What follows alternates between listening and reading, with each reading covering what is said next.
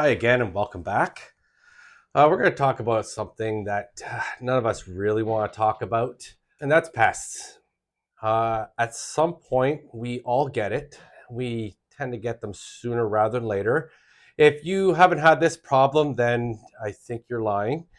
Um, but hey, maybe you've had some good luck. So I figured today we're going to go through a few preventative things and show you some of the options that are available to you to deal with said pests. So this is actually coming up at a really good time. The last few weeks has been pretty busy and I haven't been on top of my plant babies like I should be. And they're suffering because of it. So I've had to do a little bit of an overhaul, but I want to show you what I do to try to minimize the amount of pests that are coming through my house. So the first thing you're going to end up having to do is pay attention to your babies. Take your time, look at what you have. I hate to say this, but if you can't do a check over every single one of your plants because you don't have enough time, you maybe have too many. I know, we don't want to hear that. I understand that, right? But at a certain point, we got to call it what it is. Now, the number one thing to combat pests is your care routine. It's the most important one. When you get a chance to get around to watering everything, this is your opportunity, is to pick out dead leaves, top off your soil, stir it up, good healthy roots, keeping your leaves clean. They're all going to contribute to it being a happy plant. And if you have the happy plant, you have less chance of bugs coming in. But the perk to this is that when you've built this into your everyday care routine, you don't give the chance for the bugs to actually get set up on your plant. So if one happens to get there, then you're catching that little bugger before he does any damage or before he gets set up. Unless you get into a position where you haven't got the opportunity to get to what you need to. So over time, you'll know which ones are going to be more susceptible to what kind of pests. And you'll hone you'll have like more of a sixth sense to be like, hey, you know what? I haven't checked that one for a while. I think it's time for me to go look at it, right? So one of the best things I could say for the plant is cleaning your leaves, right? So actually, let's show you. So these have been recently done because again, I'm trying to get on top of all of my care, make sure I don't have any issues. So now this guy doesn't have any pests per se right now, right? But majority of your pests are always going to be trying to hide up in the little nooks up in here, right? And they hide or they get way down. Let's see here. Where can I get you? Where can I get you? Ah, you know what I mean? Up in here. Get into all those little holes and everything. So you're going to train yourself to look at those locations, right? So let's just say that it's time for me to water this plant, right? When we did Crystal's cart, which was just the last video, was our episode 2, we showcased some of these things. And this is why we have these. So you get your little spray bottle. So it gives you enough flow that you can spray off and get into all your little nooks and crannies. So you have options, right? You're either going to take it to the sink, put them in the sink, do what it needs to. Whether or not you have a spray nozzle on your sink, that's going to help you, because if you can get the good flow and good pressure, you're going to be able to knock these bugs off. If you don't want to do that, then you can get upstairs to the bathtub. Get in there, you could spray in there, or maybe your shower head actually comes down or not. But let's just say you're in a little apartment and you're kind of in a small space and you maybe don't want to be bringing your plants up there.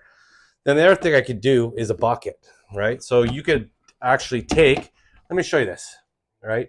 So this might be a little bit of a hack, but let's just say I'm using a smaller bucket because I don't use the bucket, but I want to give you guys something. If you're able to put your plant in here and you want to spray it, then you actually have an opportunity that your bucket is going to catch all your water. So it gives you an opportunity to spray them all off.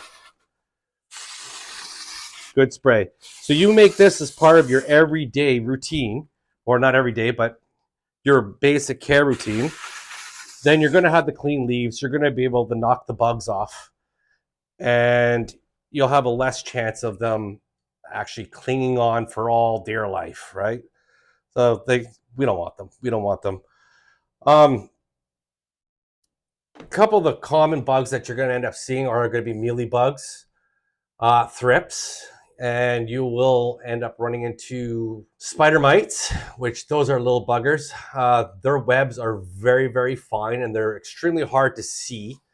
I find that they like to cling on to very thin foliage. So if you have some kind of plant like, say, a Monstera esqueleto or a Mingoralia, ivies, they might really try to get into those, especially if your environment is dry, because they don't like wet environments. So it's something to be mindful of.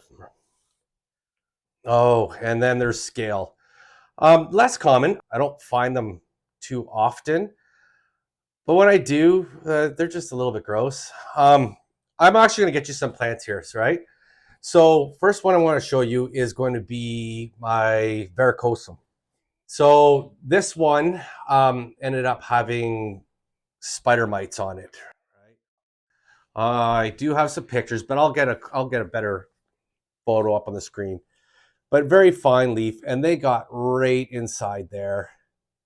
Right, it has the fuzzy petioles, and it just created this massive web. And as you can see, I'm having issues. I underwatered it. I didn't care for it quite the way I should have. And as a result, they moved in, and there was nothing that I could really do about it. So my care for this is going to be insecticidal soap for the most part. So I end up using some of the safer stuff. I just sprayed this. I'm going to show you again. But when you're going to do these, let's get right in here, right? I'm going to tip this over, and I'm going to want to get right in there. Get in the backside, get on the inside. I spray all the petioles down, back, front, and I'm going to do this for every single leaf, all the way through, and try to keep it try to get them as coverage as possible, as much coverage, right? So I will let this dry, and then before I put it away, I will give it another spray down to try and knock down whatever I might have missed on the first batch. So the other thing I end up using the insecticidal soap for will be the thrips. I know that the alcohol has been pretty good for most of my pests, like the mealybugs and the scale, but I didn't find they worked as well on thrips. So I go right to the insecticidal soap. So I have my Soderoy. I want to be able to get you guys to see these. There's a live one. Oh, there is a live one. Where is he? Where is he? All right. So I'm going to just pop him out. I'm going to move him a little bit closer. Use your pencil in your ear. That's why it's there. That's why it's there. So it's not really going in, but there he's moving. It's not focusing in very well though, eh? But you can see him walking up here. So they're really small. They're very fine. They can do a lot of damage. That's where you'll see spotting. You see it from the back side. The little spots that you have going on here. Right there, and there, and there, and there. That's thrip damage. Right? So they can cause a lot of issues, and they're a little bit more of a pain in the butt to deal with. So I will take the insecticidal soap, and I will give it its complete spray. So I'll just let it sop and wet. I have a towel here, so we're okay right now. I am going to continue doing that once I'm done here, because if I don't, we're going to have issues. Mealybugs. So mealybugs are, okay, they're a pain in the butt. They're a little bit gross. They do walk. But the way that I end up doing it is your alcohol. Crystal has showcased this that you get at the dollar store. So yeah, the 70% alcohol. What is it? How does he pronounce that? Isopropyl. This. Get this, right? I have my linearis here, and because the foliage is so fine, these little, I gotta use good terms. These little friends of ours like to hang out on the undersides, right? So if I end up tipping this over, right, you'll end up finding some in there. The way that you end up dealing with these guys is to spray, okay? When you spray on a mealybug, you got him there, you spray on him, he changes color, right? So that's basically, it's you're breaking down its outside shell and it is drying out and it will die. If you find that you have a little bit of a nest of them, spray your Q-tip and then figure out wherever you need to get them, right? And just kind of wipe them off. Okay? If you don't stay on top of them, they will basically suck all the good stuff out of all your new foliage and they will start to die really quite quickly. And for some things like Hoyas, if you end up getting like a really deformed leaf where it starts to curl up, where is it? Here's an example. See that curly leaf that I have on there? That's because when that thing was little, mealybug got in there and started sucking the life out of it, and it created the deformity. Now, the last one that I wanted to talk to you is going to be about scale. My Pallidiflorum just had it. I'm probably putting in some kind of pictures here. So, right here. Okay. So, actually, Chris, I might actually get you to give me a hand over here and hold this. All right. So, for on here, they used to climb right inside here. Same thing on the back side. It'll be like a hard shelled little bug. No bigger, smaller than the tip of your Q-tip. They're really small and they have more like an orangey color. I'm colorblind, so we'll just say it's orange. Yeah, giggles, right? So what I end up doing with that is I actually have another spray. This is going to help you for the mealybugs as well as the scale, right? And that's what's in it. That's what I use. I use an inch, 1 3/4 cup of the alcohol, and I even drew a line on my bottle on how far I fill that up. And I put in a teaspoon of Dawn dish soap, and then fill the rest up with water. Give it a shake, and then I have I just spray her nearly in the face. Thanks for coming out, buddy. Appreciate you. Way to stay strong.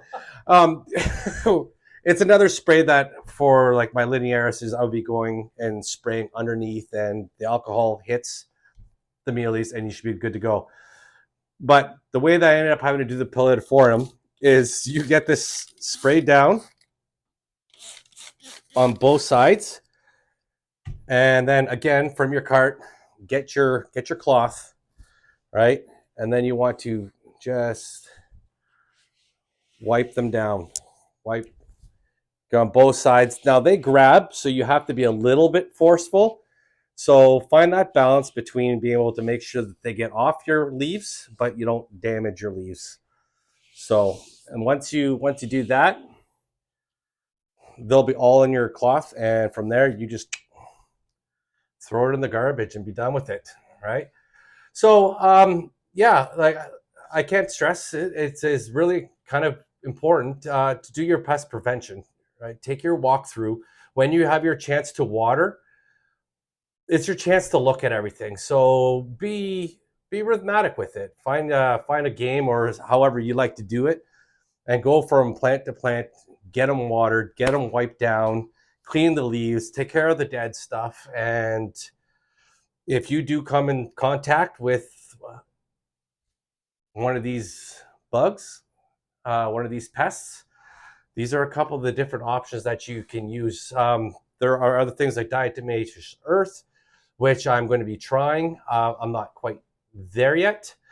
But as a starter, if you could keep on top of just a few that are popping around, you're doing okay, right? Don't freak out when you see one. I remember when we first started, we see one mealy bug. Crystal would beeline it to my house and be like, "Oh my God, it's the end of the world. Plants are everywhere. There's tears." It was just really quite pathetic, right?